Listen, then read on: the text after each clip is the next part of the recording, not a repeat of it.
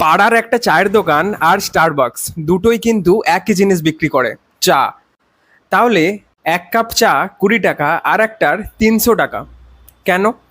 পার্থক্যটা চায়ে না, পার্থক্যটা এমন একটা জিনিসে যা যে কোনো ছোট দোকানদারও কপি করতে পারে। সিক্রেটটা হলো ব্র্যান্ডিং। আর সবচেয়ে বড় ব্র্যান্ডিং টুল পাড়ার দোকানদার রামুদার কাছে অলরেডি আছে। সেটা হলো পার্সোনাল কানেকশন। আপনার নাম মনে রাখা, আপনার পছন্দের চা জানা, এটাই আসলে বড় কোম্পানিদের কাস্টমার রিলেশনশিপ স্ট্র্যাটেজি। পাড়ার দোকানে শুধু ছোট স্কেলে। দ্বিতীয় সিক্রেট, কনসিস্টেন্সি। প্রতিদিন একই টেস্ট, একই কোয়ালিটি, এটাই কিন্তু ট্রাস্ট তৈরি করে।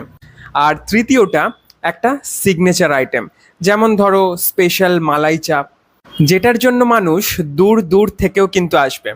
এটাই তো ইউএসপি। বড় ব্র্যান্ডরাও এই ফর্মুলা ফলো করে।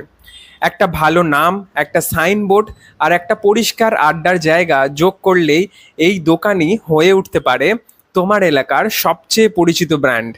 ব্র্যান্ডিং মানে বিশাল বাজেট না, ব্র্যান্ডিং মানে মানুষের মনে, হৃদয়ে জায়গা করে নেওয়া।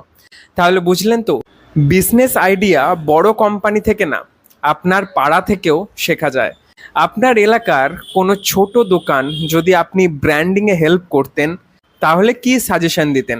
কমেন্টে লিখুন। আর এরকম আরও সহজ বিজনেস লার্নিং পেতে ফলো করে রাখুন আমাদের চ্যানেলটাকে।